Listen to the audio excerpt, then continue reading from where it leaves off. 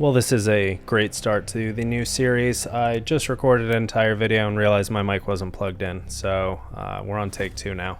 Might rush through it a bit faster than last time, but we'll see. Okay, so one of the big Path of Exile streamers, Mathel, is playing a build with the new Sands of Time Scepter. He's using the Arc skill because the new Greater Chain support gem is incredibly strong. I wanted to do a build that's actually similar to that in a few ways, but using different gearing, different scaling methods, so it's not the same thing. I wouldn't want to take credit for something that obviously someone else is working on. We are playing an assassin, which is the same. We're going to be using 3 of the assassin skill tree, ascendancy points. Going to be going for the elusive one, and then all the way on the left, the critical damage, and then the damage can't be reflected nodes. What you're watching right here in the background is some leveling gameplay, some peak Viper striking at its most fun, and dodging like a pro. But what's going on is the build is, as I said, going to be working through Arc. Arc's a really fun skill later. A lot of these skills aren't the best while you're leveling. I mean, Arc's okay. It's not the worst, not the best, but without a lot of cast speed, it kind of sucks if it's not one-shotting packs of enemies, which it definitely does later. And I think it actually just drops off on a single target, but it's gotten some changes, so we're going to see how that feels again towards the end.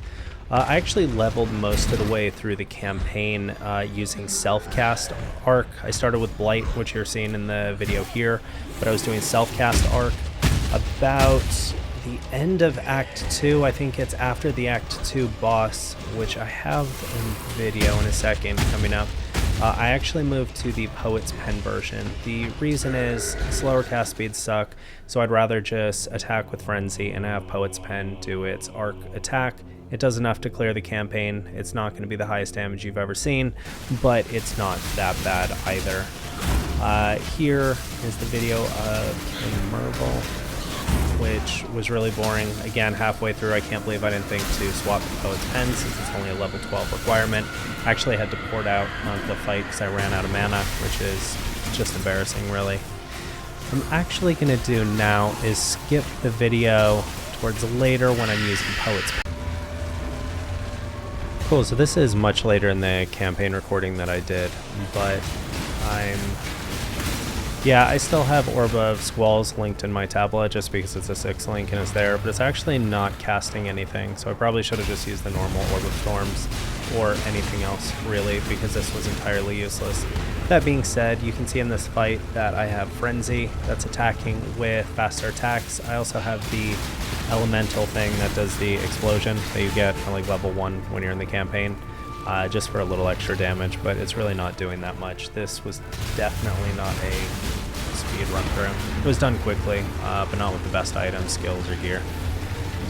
Just standard leveling stuff, really, which you can see here. So yeah, all starter gear, all stuff that you're going to be using through Act 1 and 2, and I don't change it all the way through the end of the campaign, the entire campaign actually, which is why I have a couple deaths later on. I would definitely say if you're doing a skill and you're finding your cast speed lacking, to move to Poet's Pen or Spellslinger or something like that, and you'll get better clear speed. You don't have to if you don't want to, obviously. It's just kind of fun to spit out spells just as fast as you can, again, before you have a ton of gas speed, but you know, completely up to you. This fight's boring. It's always boring. The water pushes in and it just kind of sucks, so I'm gonna skip ahead. Cool, actually skipped ahead to this part. So this is towards the end of the last act, Act 10 I guess, Act 9, I don't remember. I start getting really careless, and like I said a second ago, the gear that I'm using is the same thing that I put on in Act 2. I was just kind of going through the campaign with.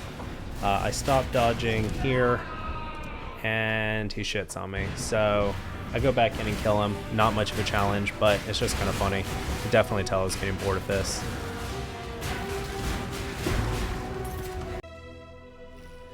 Okay, so here's the character that we have now. I'm going to doing another recording of this because I seem to keep messing up the recordings. Anyway, I'm going to explain the uniques that I'm planning to use on the character. I haven't hit the required level for a lot of these items, so I won't be able to put them on now. The highest level item that I have is an 80. The helmet is a 75, so I won't be able to swap off Poet's Pen yet. And I won't be able to put on Shroud of the Lightless yet either, so I'm really not going to worry about putting on Sands of Time until I can get everything on except for this. Just looking at the gear we have, I'm going to be using a Watcher's Eye with cast speed, with Zealotry, and Chaos Resistance while affected by Purity of Elements. When you're doing full unique builds, it's really hard to cap resistances, get damage, and have any sort of defenses. So the defenses are going to either be on cluster jewels and in weird ways, or just jewels in general, or they're going to be on Watcher's Eyes. This Watcher's Eye costs about 10 divines. It's not cheap, but it's also not the most expensive. It's a bit of cast speed and chaos res. I don't think that full unique builds are ever going to be the best builds you can have, but I think it's just a fun test because unique gear is easy to put together. Essentially a lot easier than, hard to find or craft rares. Nothing here is too unique. I think the Ralakesh are hard to get at a league start, obviously.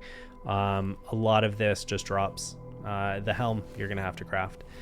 And I'll explain all of these. So Sands of Time is a new unique scepter that I'm planning to use, which functions like the Savior Sword did, kind of, where as you're attacking with Savior, when it hits someone on a crit, it summons like a clone that does an attack.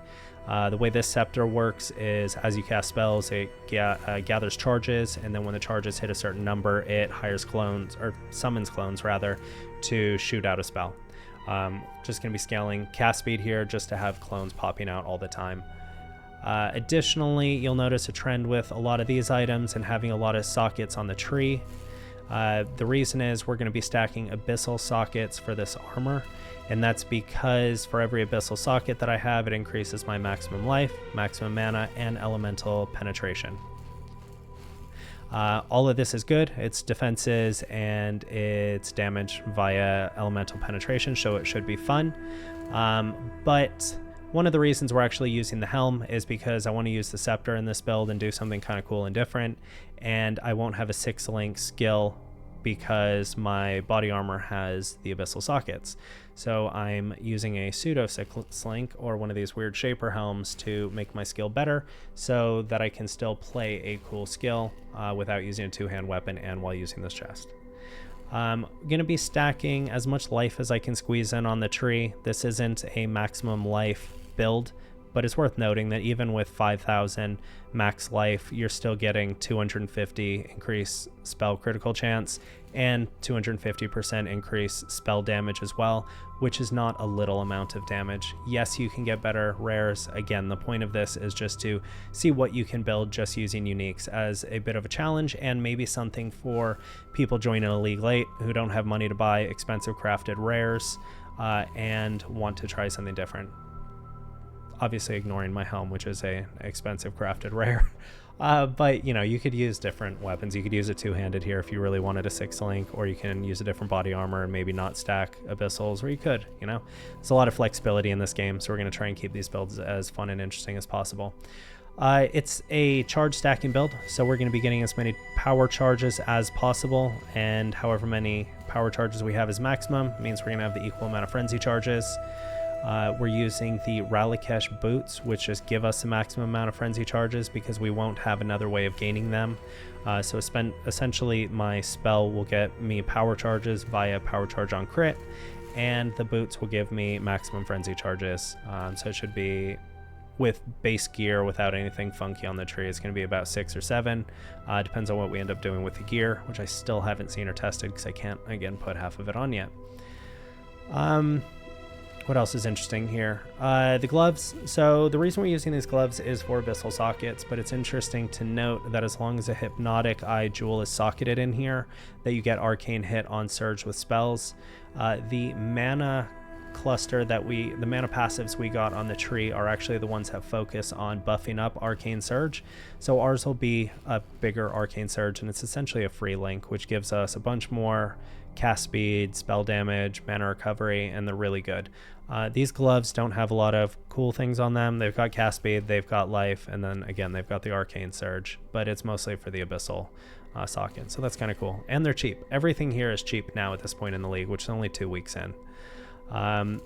The other thing to show, I guess, is the Mark of the Shaper. So a really cheap way to get the benefit of this ring is to use something called the Call of the Void. You'll notice that this is a unique, which says all damage with hits can chill, which is kind of cool. It slows enemies. It's not that great. The biggest benefit here is that it's a Shaper and Elder ring. And for this ring to work, without that, you would need to choose either to get the 75 spell damage by wearing an Elder ring, or to choose cannot be stunned by spells if the other ring is a Shaper item. And this is actually a Shaper and Elder, so we get both of these benefits, which is just kind of cool. But yeah, again, there's a lot of uniques here that aren't great. Like this would probably be a resistance ring if you were trying to build something similarly yourself and have better items, but you know, we're just going to use this for now. Okay, cool. Let me just explain the helm really quickly. So this is an influence helm. It's a Shaper influence helm with hypothermia on it. This means that as long as an enemy's chilled, I'm going to be doing additional damage to them. Even though my damage is lightning, the enemy just has to be chilled to receive this more damage. Any socketed spell, which is going to be my arc, is going to do 30% more elemental damage. And because it's a socketed spell, it's also going to have plus 3% to critical strike chance. That mixed with Wrath Pith and the power charges puts me well above the 100% critical chance, which is just kind of cool. And I think what really makes this build strong is, yes, making clones is kind of cool with the Sands of Time Scepter, but they release these new greater support gems, and this one's greater chain, and there's literally no downside. And essentially the mechanic with arc is for every chain you have, you do 15% more damage. This is giving us 50% more chains, so it goes from 8 to 12, so it's giving us 4 additional chains, which means that we're getting 60% more damage for hits if it's the first thing in the chain. So when we're fighting bosses and there's nothing else around, it's just 60% more damage, which is absurd, and I'm sure they're going to get nerfed after this. I'm just going to show you my skill tree now. Ignore this, I'm swapping gear over, and in the process of that, so my skill tree, really boring. I just went down to grab these mana reservation nodes, went all the way around to grab power charges, spell critical, life, got more crit multi and critical chance here, more mana reservation, life, cast speed, spell crit, life, mana reservation. Actually using a rune graft of the Agile, it just makes your elusive better, and because I'm an assassin, I'm going to have some of that. This is the Arcane Surge nodes that we're going to be taking, and the reason we're taking it is for mana reservation. I think, yeah, I mean, the passive tree is really boring. I'm going to have to rework this to fit on all the items as I get up in levels. I'm just not high enough to equip everything yet. So I may do something stupid like putting on an Ashmentus or just a nonsense amulet just so I can equip gear for a little bit and get those levels up to 75 so I can use the helm.